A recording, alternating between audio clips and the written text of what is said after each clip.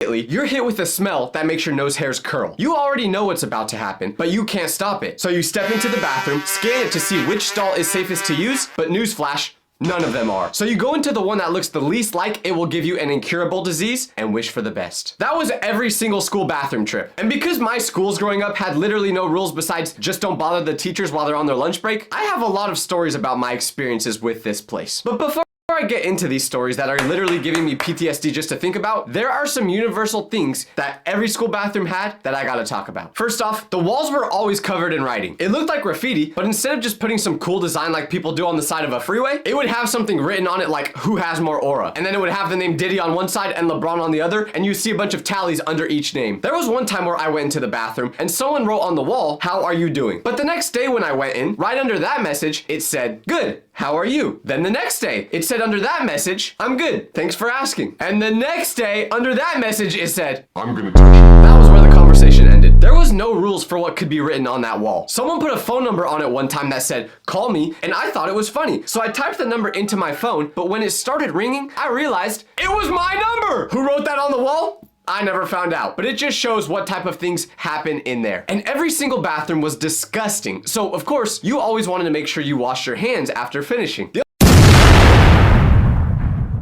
The only problem was the paper towel dispenser was either empty or jammed, or you had quite literally the worst air drying system ever. You'd press the button and the machine would shoot out less air than my farts do. The soap was always that thin pink liquid that somehow made your hands feel even more dirty than before you washed them. The mirror always had a smudge that had clearly been there since the building was built. Sometimes it even had pee on it. I really hope that part wasn't just my school. But here's the crazy part. With all of that, the smell, the wet floor, the graffiti, this bathroom was somehow the most eventful place in the entire school. More things happened in this room than any other room in school. The bathroom was where everything went down every single day, and it had nothing to do with actually using the bathroom, which is exactly where this story starts. Now, unfortunately, as we all know, school toilet paper, if you could even call it actual toilet paper, was thinner than my bank account after spending all my money on pictures of LeBron in a maid dress. Like if you held up a piece of that toilet paper, you could see your hand on the other side. It was translucent. Yeah, bet you didn't expect me to say a word that big, huh?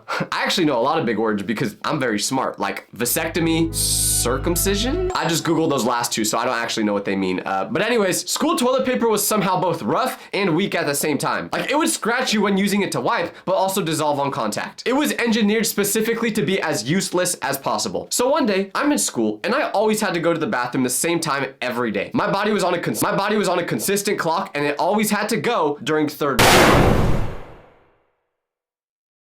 But this day was worse because I had to go number 2. Now let's make something very clear. I did everything in my power to not go number 2 in the restroom. I was clenching my cheeks for an hour, but then I felt a fart coming that I realized was definitely not just a fart. And I knew if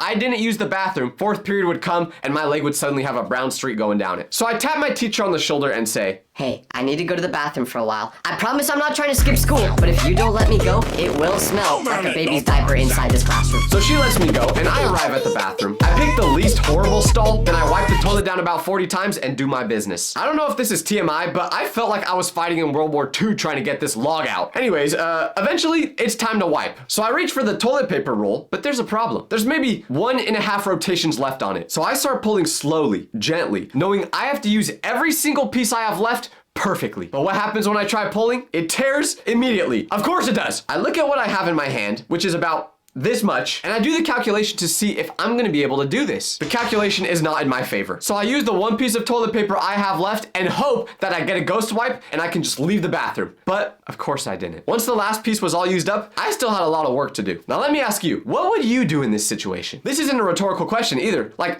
actually comment what you would do because I'm still not sure if I made the right decision. But what happened next is something I really hope no one watching this ever has to go through, because I made sure the coast was clear. Then I opened the door to my stall, crab walked to the next stall, took the roll from that one, and went back to my stall as quickly as possible. If someone had walked into the bathroom in this moment, I'm pretty sure I would have been either expelled for public indecency or screenshotted and had pictures taken of me that would still be on the internet today. Neither of those things happened though. I hope. So I took the roll from the other stall, and you might think this is where the pain and suffering of this story ends. But no. Because remember how I said how thin the toilet paper was? Well, when I tried using this toilet paper to wipe, it ripped as I was wiping. And when I looked at my hand, let's just say my hand was a little more brown than it is right now. I don't think I need to elaborate anymore. I finished up after this nightmare, walked back to third period, and said nothing to no one.